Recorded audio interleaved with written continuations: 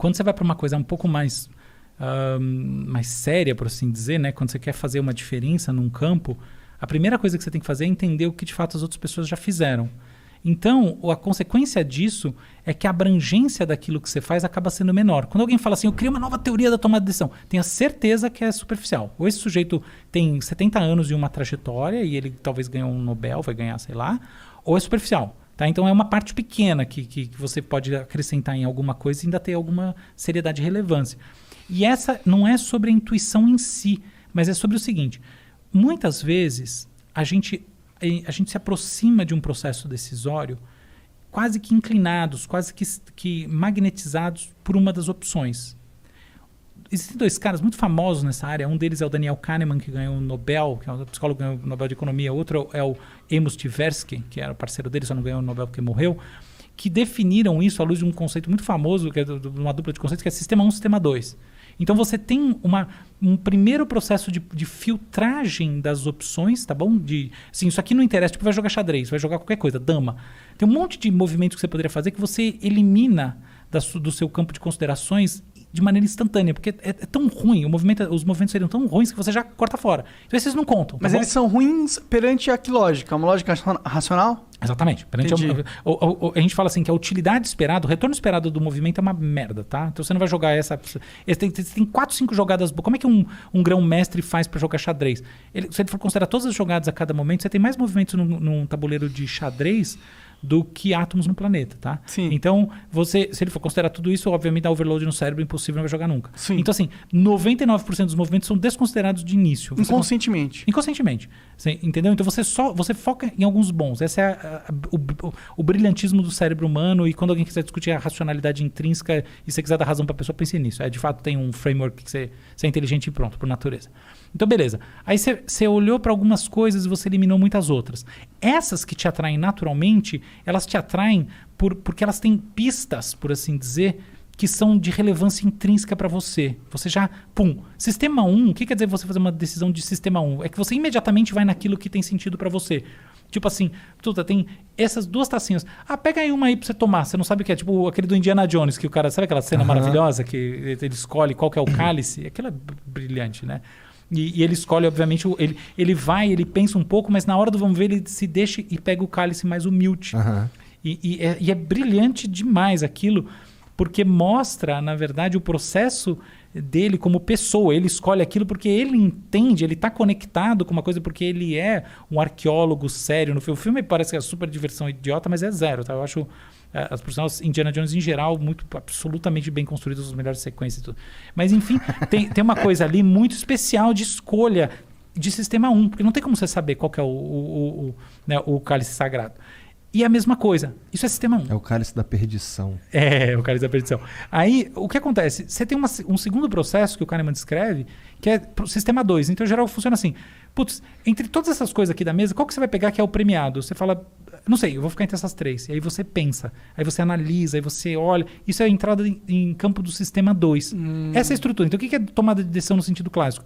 É você meramente decidir com esse Sistema 1. Imediatamente, você tem um sentimento chamado sentimento de saber. Tá? Você sente que você sabe que é isso e ponto final. E Sistema 2 é você entrar numa fase analítica de escolher através desse processo analítico. Só que, qual que é o grande problema dessa maneira de ver as coisas? Que frequentemente a gente pensa e fala, qual dessas 3 aqui é a premiada?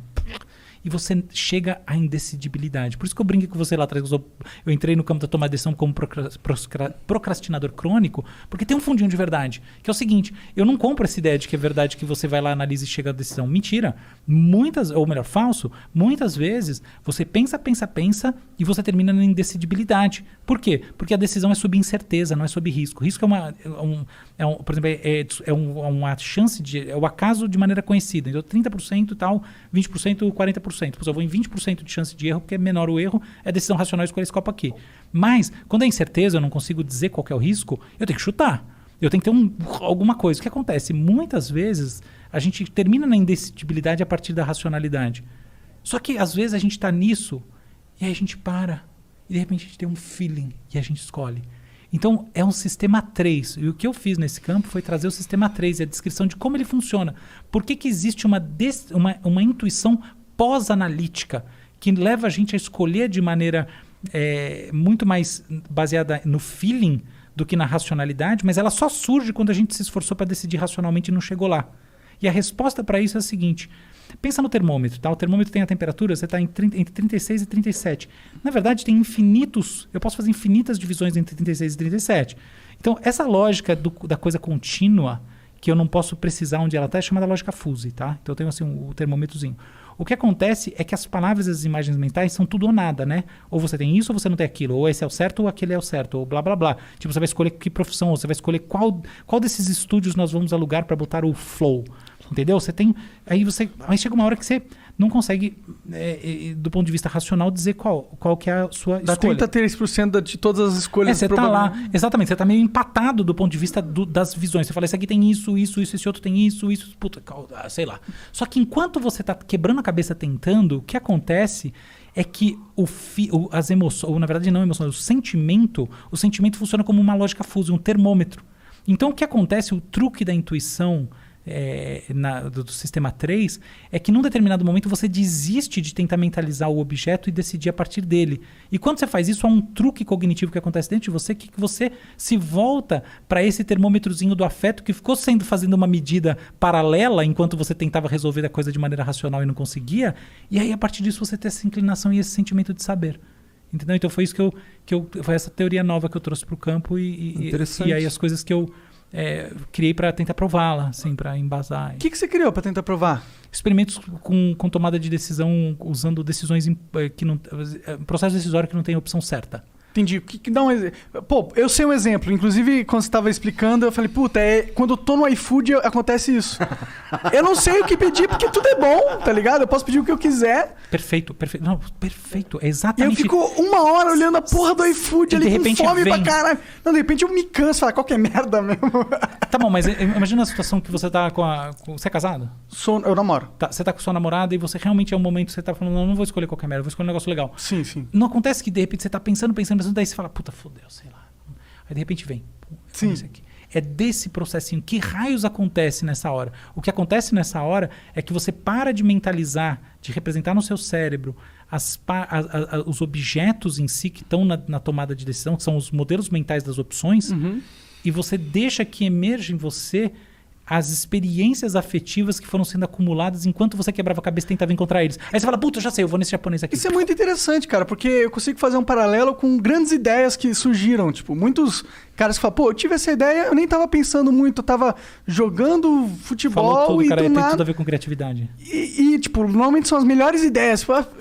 As melhores ideias surgem do nada, assim, surgem quando você não está buscando elas. Mas aí você argumenta, surgem depois de você já ter passado um tempo buscando elas e não encontrando. Muito legal, Monark, exatamente isso. Entendi. Genial, cara. É isso mesmo. É exatamente. Caralho. É sobre esse processo. Primeira vez que alguém fala que o Monark é genial. Primeira vez mesmo. Vai ver que é mentira. Eu acho que é.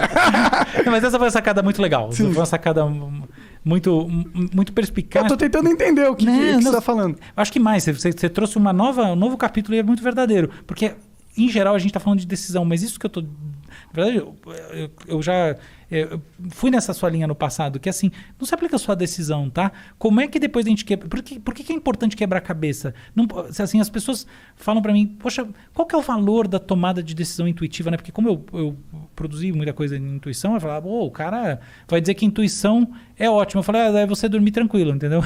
Você achar que você escolheu bem, só que a intuição não vai te fazer escolher bem nada, entendeu? Não tem isso. A intuição é simplesmente o sentimento de saber que te dá uma calma, uma segurança de que sua escolha foi melhor. Não é isso que está em jogo. A questão é, quando você passa pelo processo todo e você se esforça e fica alguma coisa em você. E essa coisa, o conhecimento das coisas, a relação com os objetos, o viver o mundo, te traz experiências que essas sim podem ser intuitivas. Tem muito a ver, por exemplo, com música, né? Sabe o músico de jazz? Toca. Aí, de repente, tem uma hora que o cara vai lá, ou a cara vai lá e faz aquele solo, aquela coisa que você fala assim, nossa, mas isso aqui foi muito fundamental. Isso aqui foi muito...